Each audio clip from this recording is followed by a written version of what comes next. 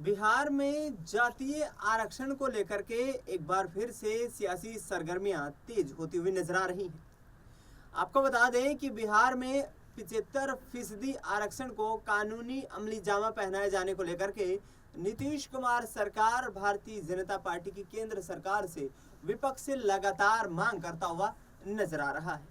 विपक्ष के नेता तेजस्वी यादव लगातार बिहार सरकार से मांग कर रहे हैं कि नवीं अनुसूची में 75% आरक्षण के प्रस्ताव को अधिनियम बना करके शामिल कर दिया जाए, जिससे कि आने वाली सरकारें इस आरक्षण के साथ छेड़खानी न कर पाएं और बिहार के लोगों को उनका हक मिलता रहे। यानी कि कहीं ना कहीं तेजस्वी यादव के द्वारा नीतीश कुमार को आरक्षण के मुद्दे पर ही घेरने की कोशिश की जा रही है। जी हाँ, ये वही आरक्षण का मुद्दा है जिस मुद्दे को लेकर के यहाँ नीतीश कुमार के द्वारा खुद ही प्रस्ताव लाया गया था और उनकी कैबिनेट द्वारा इस प्रस्ताव को पारित भी कर दिया गया था। वर्ष 2019 के बाद जिस तरीके से लगातार बिहार में 75% आरक्षण को लेकर के मांग तेज हुई, उसके बाद 2020 में बिहार में विधानसभा के चुनाव हुए। चुनाव के बाद बीजेपी और जेडीयू ने सरकार बना ली, लेकिन महज एक साल के बाद ही नीतीश कुमार झटका देते हुए नजर आए। आरजेडी के साथ सरकार बनाएगी। तेजस्वी यादव के साथ मिलकर कैबिनेट में ये फैसला लिया गया कि बिहार में दलित और पिछड़ा वर्ग को के आरक्षण को जो है वो बढ़ा करके 75% कर दिया जाए, और जिस पर नीतीश कुमार ने अपनी सहमति जताई थी। लेकिन ऐसे में वर्ष 2023 में पटना हाई कोर्ट से यहाँ बिहार सरकार को झटका लगता है। उसके बाद उस याचिका को, उस फैसले को यहाँ बिहार सरकार के द्वारा सुप्रीम कोर्ट में चैलेंज किया जाता है, लेकिन सुप्रीम कोर्ट से भी इसे गैर संवैधानिक बताते हुए खारिज कर दिया जाता है। अब नीतीश कुमार को लेकर के एक तरफ सहयोगी तो दूसरी तरफ विपक्षी लगातार हमलावर हो रहे हैं। एक तरफ तेजस्वी यादव खुद ये कहते हुए नजर आ रहे हैं कि नीतीश कुमार कुछ भी फैसले जो है वो सोच समझ कर नहीं लेते हैं, तो दूसरी तरफ चिराग पासवान भी ये कहते हुए नजर आ रहे हैं कि आरक्षण को लेकर के दलितों के साथ भेदभाव हो रहा है। उन्होंने कहा कि एससी वर्ग को लेकर के लगातार भेदभाव की स्थिति देखने को मिल रही है। आने वाले वक्त में हम इसकी पुरजोर मांग करेंगे और मांग को यहाँ पर मनवाते हुए भी नजर आएंगे।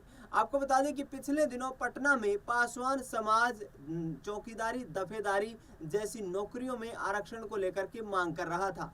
80% नौकरियां इस जो है समाज के लिए आरक्षित करने की मांग की जा रही थी, लेकिन पटना में प्रदर्शन के दौरान पासवान समाज पर जमकर लाठीचार्ज हुआ।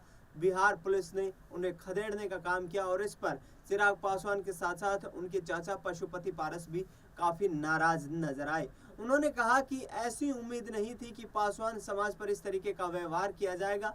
बिहार में लगातार जो है सियासी संग्राम उठता हुआ नजर आ रहा है। नीतीश कुमार और चिराग पासवान की पिछले दिनों बैठक पटना में हुई थी। उस बैठक में यहाँ पर एक तरफ पासवान समाज को यहाँ आरक्षण बढ़ाने की मांग की गई थी, तो दूसरी तरफ यहाँ सीट शेयरिंग को लेकर भी चिराग पासवान लगातार बड़ी मांग करते हुए नजर आ रहे हैं। लेकिन देखना ही होगा कि क्या चिराग पासवान, जिनको बीजेपी ने एक विशेष रणनीति के तहत बिहार की राजनीति में लॉन्च किया है, 5 सीटों पर चिराग पासवान को चुनावी मैदान में उतारा गया, उनके उम्मीदवार चुनावी मैदान में उतरते हुए नजर आए और 5 सीटों पर प्रधानमंत्री नरेंद्र मोदी ताबड़तोड़ जनसभाएं करके चिराग पासवान को जीत दिलाने में अहम भूमिका निभाते हुए नजर आए। तो क्या चिराग पासवान अब नीतीश कुमार से किनारा करने वाले हैं? क्या चिराग पासवान आगे आने वाले वक्त में यहाँ पर आरजेडी को के साथ मिलकर के और कहीं ना कहीं सरकार बनाने का दावा पेश करने वाले हैं? इसके साथ साथ जेडीयू को क्या बिहार में बड़ा झटका लगने वाला है? क्या भारतीय जनता पार्टी आगामी वक्त में कहीं ना कहीं सत्ता को पाने के लिए, यानी कि चीफ मिनिस्टर की कुर्सी को पाने के लिए चिराग पासवान का सहारा लेती हुई नजर आएगी? चिराग पासवान को सियासी मजबूती देती हुई नजर आएगी, क्योंकि चिराग पासवान साफ तौर पर कह चुके हैं कि लोकसभा में हमारा जो प्रदर्शन रहा है उसी आधार पर हम विधानसभा चुनाव में लड़ने जा रहे हैं। लेकिन नीतीश कुमार की कुर्सी पर संकट के बादल छाते हुए नजर आ रहे हैं। बिहार में जिस तरीके का माहौल इस वक्त देखने को मिल रहा है, उस माहौल को देखते हुए भारतीय जनता पार्टी लगातार निश्चित तौर पर रणनीतियां तैयार करती हुई नजर आ रही है।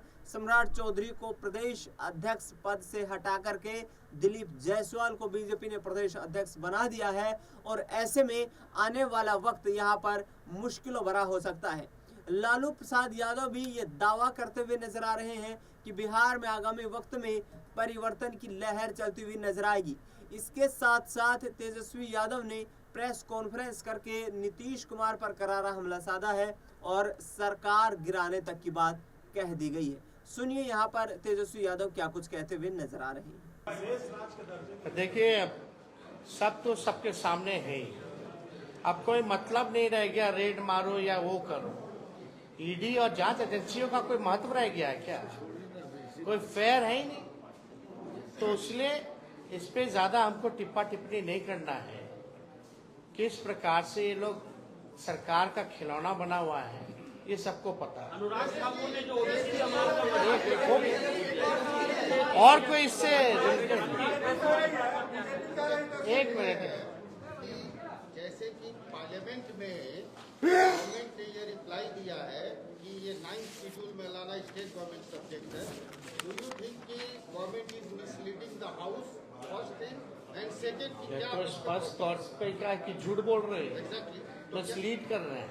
क्या कोई आप लीगल ओपिनियन इस पे लेकर तब जो जाएंगे? They will be going to the court and will be अपना जो पक्ष है, जो हमारा साइड है, we will put in view of the court. विजय चौधरी ने आपको याद होगा विधानसभा में कहा था कि हम लोगों ने अनुशंसा भेज दी है, और ये भी कहा, दूसरी बात एक सुन लीजिए कि जब मामला कोर्ट में है और कोर्ट ने इस पर रोक लगा दी है, तब साहब, सूची में डालने का क्या मतलब है? एक मिनट भैया, रोक लगा दी ना। हम लोग जब प्रेस कॉन्फ्रेंस किए थे कैबिनेट का, जब रिकमेंडेशन करा के तब कोर्ट को गया था, तब क्यों नहीं किया बीजेपी का सरकार? तभी 9वीं अनुसूची में डाल देता। अभी की स्थिति में नहीं।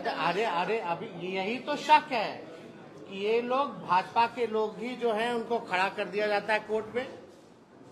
आप हिस्ट्री जरा निकाल दीजिए, जो कास्ट बेस्ड सर्वे के खिलाफ जो कोर्ट गए थे, पहली बात तो बिहार का व्यक्ति था ही नहीं, वो बिहार का व्यक्ति था ही नहीं, वो तो भाजपा का वर्कर था। तो हम यही कहना चाहते हैं कि भाई जिसका डर हम लोगों को था वो हो रहा है। अब भारत सरकार का इस पर जवाब भी आ गया है। अब कोर्ट में है तो हम कहाँ मना कर रहे हैं कि कोर्ट में नहीं है। हम तो कह रहे हैं हम भी कोर्ट जा रहे हैं, लेकिन कोर्ट में बिहार सरकार पक्ष रख रही है नहीं रख रही है अच्छे से, कम से कम हम तो रखेंगे ना अच्छे से, क्योंकि they are the part of the NDA government. अच्छा टेल मी, आप बताइए रिफ्यूज कौन सी सरकार ने किया? Government of India. JDU is the part of government of India और नॉट? उनका निर्णय जेडीयू का निर्णय है कि नहीं है? उन्हीं का निर्णय। तो आप किसको बोल रहे हैं कि हम यहाँ से, यहाँ भी तो उन्हीं की सरकार है। ऐसा नहीं है कि जेडीयू क्या जो सरकार है किसी और के साथ, भाजपा के साथ है। अब भाजपा की बदौलत ही है यहाँ, और वहां इनके बदौलत है। तो मुख्यमंत्री को इतना तो हैसियत अब मिल गया है ना भाई, अब इसकी स्टैंड ले सके, और जो स्टैंड ले उसको होना चाहिए, वरना गिराओ सरकार।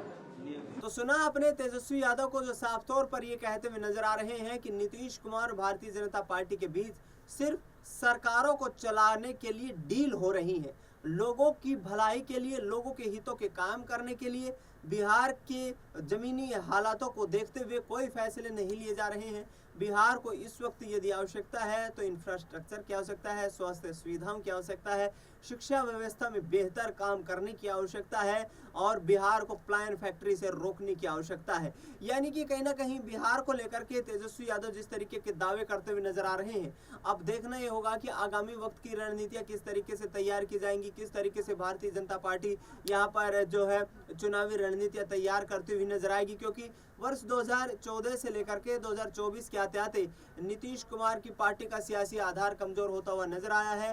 प्रधानमंत्री नरेंद्र मोदी के साथ लोकसभा चुनाव प्रचार के दौरान पटना में नीतीश कुमार ने बीजेपी का सिंबल थामने के बाद कहीं ना कहीं पार्टी के लोगों में भी ये माहौल देखने को मिल रहा है कि क्या जेडीयू का अस्तित्व आगामी वक्त में खतरे में नजर आने वाला है। इस पूरे मुद्दे पर आपकी क्या राय प्रतिक्रिया है, हमें कमेंट बॉक्स में जरूर बताएं।